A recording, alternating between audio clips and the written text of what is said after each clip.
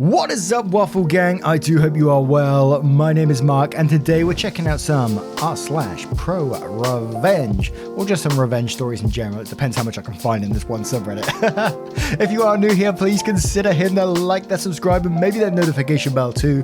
As always, it massively helps out our channel, and it truly does. And let's just crack straight on with today's stories. Much love, guys. Now, this first story comes from Extremely Tired of HR. I reported my former landlord to the IRS for tax fraud as revenge for him making up lies on me to keep my deposit. He had to file for bankruptcy and lost his condo. I'm glad he lost his fucking house. What a way to start. I found this guy on Craigslist a few years ago. I like renting condos from private owners as opposed to renting apartments. Typically, by renting a condo, it's safer, you have more caring residents, you get to have a luxury apartment style home with all the amenities, and you can negotiate pricing, etc. I'm an excellent tenant, and anyone who I've rented from will tell you that. I paid a $1,000 deposit to move into this guy's condo. I was on a year lease, he lives in another state, but we're on the same time zone. On month 8 of my lease, I came home to a door that wouldn't open. I couldn't get the door unlocked for shit, I had 2 keys on me. As much as I tried to turn them, I couldn't. One of the keys even broke in the lock. I waited 2 hours, I called, texted and emailed my landlord, and he did not pick up. I thought maybe he had someone change the lock for some reason. I honestly didn't know what to think and had no one to help me. The lady who lived across from me saw me in distress as she was going into her apartment. I had never seen her, but she asked me if I was okay, and I explained to her that I couldn't get into the apartment. She told me she knows of an on-call locksmith. She gives me his number. I tell her thanks and reach out to my landlord a few more times. No response. I had no choice but to call the locksmith, plus had to pee like shit. The locksmith arrives and could not get the door unlocked with my key. He says he can replace the lock for like $100. I told him I was renting a condo and couldn't get in touch with the owner and didn't know when would be the next time I could get in touch with him. After he took the lock off, he told me it was faulty. So he replaced the lock. I told the landlord this via email and text and voicemail and told him I could send him copies of the keys if he wanted. Okay, so fast forward to the end of my lease. I demanded he does a walkthrough with me. He said he wouldn't. I told him that if he didn't do a walkthrough, I would be notifying the condo office, as he did not have permission to sublease by association. He then had a friend to serve as his proxy to come meet me and walk through the unit. The place was spotless. I know how to clean. I took multiple photos and videos and showed his proxy, who was a police officer, the unit. Actually, they're both police officers who used to work together. We both literally tested all the appliances, faucets, checked the blinds, carpets, hardwood, everything. His proxy gave me the okay and said that everything looked great. I gave his proxy the keys and later that night left for my new city. So fast forward to a month later, I haven't heard from him about my deposit. He ignored all my emails and phone calls. He finally gets back with me 2 months after I moved out and has all this ridiculous made up shit about how I damaged his unit. Broken blinds, scratches on the hardwood floor. He made it seem like I damaged his door by getting the lock repaired. He said there were scratches on the outside of his door, rust here and there, broken dishwasher, broken sink, oven was broken dryer. Shake my fucking head. Just all fucking lies. I would never leave a unit in that condition. He sent me an itemized list of all the charges that magically came out to be $1,000, the same as my deposit. He was always planning to keep my money. He wanted that money to either ball on it or upgrade his condo. I hated him. I decided I was going to court because I'd moved to a different state and live alone, but I thought of something. He rented to me under the table and likely didn't claim my rent payments as earned income. I had all my wire transfers on my bank statement. I had his routing and account number and a copy of his driving license, and we agreed to swap IDs when I signed the lease to make sure I wasn't getting scammed.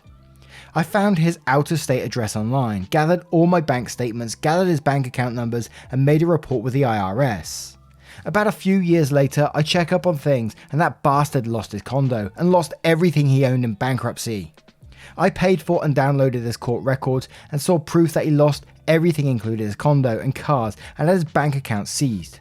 I'm not sure if he went to jail or anything, but I'm so glad that bastard got his fucking karma. He stole money from me that I gave him to rent a condo and ends up losing the same condo to bankruptcy. F him and anyone who calls him a friend. He can rot for all I care. And I went straight to the comments with this one because a lot of people were saying, oh, there could be more stuff going on. So we'll cover some of the comments to see what they say because I'm always intrigued by this sort of stuff. And TSM says, I wouldn't be surprised if your tip-off uncovered something much larger and more systematic. It tends to work out that way. And Bleacher Blonde says, I'm pretty sure the IRS has a whistleblower settlement or something like that. 10% of whatever funds they seize of you turn someone in. You should look into that. Doc deserved it.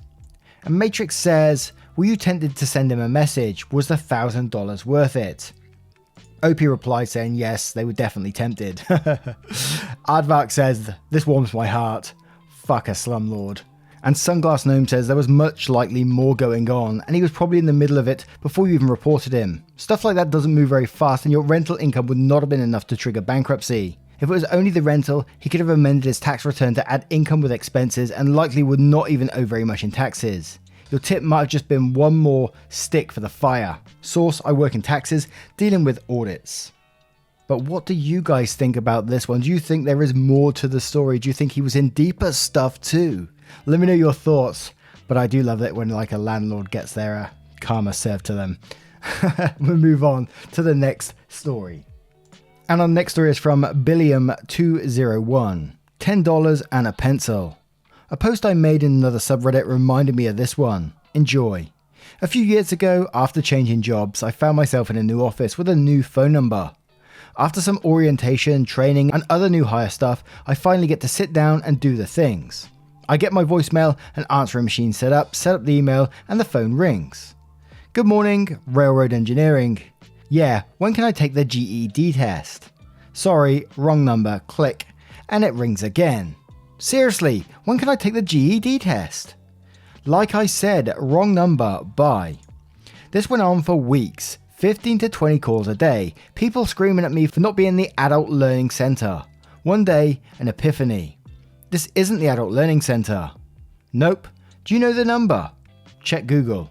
I did. This is the number on their website. Oh really? A little Google foo of my own and I dig up a few numbers and give them a call.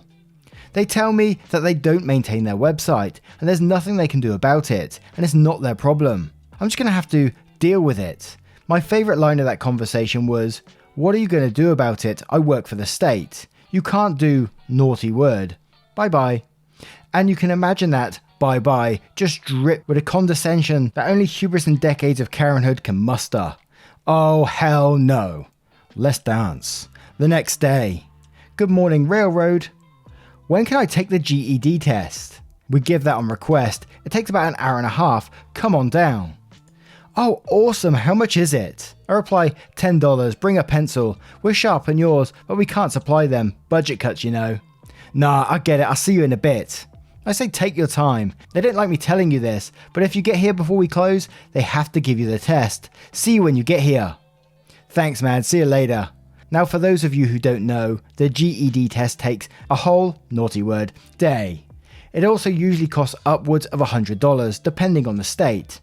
In the state I was living and working at the time, it was around $200. As such, it was only offered at certain intervals. So, as I was telling dozens of people per day that it was $10, took 90 minutes and offered on request, I'm sure that they were absolutely inundated with angry people with freshly sharpened number 2 pencils, waving their $10 bills and demanding the test that the guy on the phone told them they could come and take. Every morning I checked the website to see if my phone number was still on there. I also took the liberty of crawling around and getting the phone numbers for some managers. I was happy to hand these out when people called back to complain that they hadn't been allowed to take the test. Head back down there and ask to speak to random director and tell them that they called the number on the website and this is what they were told. It took them about 6 more weeks to change their website. For some reason, all the managers' numbers disappeared from the website as well. And the top comment on this one was from Card1974 and it says, reminds me of that pizza place that didn't care that they put the wrong number in their ad. So, we're going to head straight over there to see what that's about. And this one seems to be an older one. It's from Mike247. Cool. Accidentally put my phone number in a newspaper ad and refused to fix it. I'll drive you out of business. The end result of this story, which I will tell you up front, is that we lost the ability to order from several local Pizza Huts for life. Used to we had a phone number that was very similar to Pizza Hut. Their number was 55545 blah blah blah, and ours was 55545, and the 2 digits were different to the Pizza Hut one. Now these 2 numbers are commonly mixed up for obvious reasons. This was back before the days of cell phones and everyone having their own personal number, and we actually had to get the caller ID because of this. For years, we had this Pizza Hut's client base call our house, about 50-50 split, sober/drunk, and order pizzas. The thing is, people will not listen when you tell them, sorry, wrong number. We have drunk people call back 4 to 5 times and then begin screaming in the phone, I know this is the effing Pizza Hut, you asshole, or give me the number or I'll kick your ass. This was pretty normal, and the Pizza Hut was even aware of this and profusely apologised when we would call them. Never giving us anything for free though, despite the massive inconvenience of the phone ringing off the hook. Well, Pizza Hut corporate then pays for an advertisement on paper, billboard and phone book. And guess what? They botched the number. They put our number on the things for the phone number as one of the locations in our town for Pizza Hut's pizza. Why? Because 1s and 7s are the same number apparently. The phone calls we get effing explodes. It goes from like 3 to 5 phone calls a day to like 100 to 200. Initially we were directing people with a message that simply said, this is not Pizza Hut, their number is this. It didn't end. We would get calls with people screaming into the voice recording, I want an effing pizza, this is bullshit, I'm gonna kill whoever doesn't answer this effing phone. Aren't boomers great? We got that shit all the time from older people. I cannot tell you how many times I've been told to kill myself for trying to direct someone to the correct place, and for some effing reason no one ever listens. Well, upon this happening, my dad calls into the Pizza Hut and says, look, all we want is to not have to change our number. If you guys will please change yours, or pay for ours to be changed, it was like a $10 convenience fee or some shit, we will stop getting your damn phone calls. The manager cussed my dad, who had him on speakerphone, calling him a shitload of names and for getting him bad reviews, as well as losing customers to his branch, which is locally owned.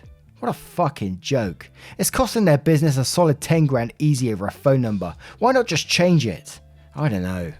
My dad looks at the phone, hangs up and says, okay arsehole, you want to be like that about it. My dad then instructs my 17-year-old self and my sister to take calls from now on. If it rings, pick it up, take an order and say, okay, your pizza should be there in 1.5 hours. And then they call back to tell them, sorry, the driver just left. And if they call back a 3rd time, say, well, I can get you on the phone with my manager, but he's probably going to kick your ass if you keep complaining. And then switch the phone with someone else and have them say, listen here, bitch, you aren't getting your pizza and we're keeping your money. Effing get over it. Or something along those lines anyway. 2 weeks pass and my dad tries to get the Pizza Hut to change our number for free. Never pointing out that they effed up their ad, as apparently they were completely oblivious to this fact. Again, the manager screams at my dad saying, I don't have the money to change your effing number. We even try calling other Pizza Huts to get the issue resolved, and they're corporate with no real luck. Fair enough, it's game on time now, bitch. Why? For 2 reasons. 1, my dad got a phone with a transfer button, and 2, because summer was rolling around and me and my sister loved effing with people over this. It was really a bad influence on us, to be honest. We fielded phone calls every day, all day long. We had friends come over and they loved partaking in the same thing. We had a general plan. Every other call would get a pizza delivery. On the other calls, we would get them really pissed off, talking shit to them and saying, okay, do you want to speak with my manager? And just cold transfer them to the Pizza Hut. It took 6 more weeks of us doing this, and the Pizza Hut closed. A few weeks before they closed, we got a phone call from the Pizza Hut corporate, who more or less threatened us with a cease and desist, sounding like they didn't really understand what was actually happening, as it accused us of stealing their phone calls. Lol. We called their corporate and explained what was going on, and even played our recordings of talking with them before about the issue and ignoring us. All they said is, you had better stop, this is illegal, over and over. We didn't stop. They were aware of what was going on and didn't want to do anything about it because to fix their foobar. A few weeks after the owner lost his job, he called our house and was trying to argue with my dad about how bad a person he was because I lost money and got my ass beat several times. Apparently, we had pissed a few people off so bad they went in and attacked him and other staff. To this day, it cracks me up that a company can be so oblivious, and is the single reason I don't believe we live in anything close to meritocracy. Anyone in this position who has any merit would instantly change the number, but not a corporation who has money to sue, and not a middle manager who has an ego problem. Wow, what a way to get a revenge. And I got to say, I think I would absolutely love answering those phone calls, and redirecting them and winding them up. I feel sorry for the people that didn't get their pizza though. Oh, wow. What do you guys think of this one? And we'll move on to another story. And this next story is from Dark909911. The keys are in that box. First off, I would like to say this is my father's revenge and not mine, but it was one of his best.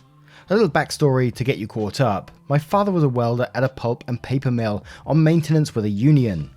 There were around 500 people who worked here at the time, mid to late 80s.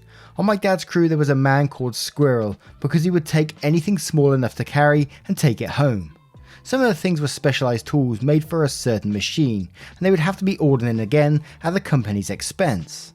I guess there wasn't much the mill could do because somehow the union backed him.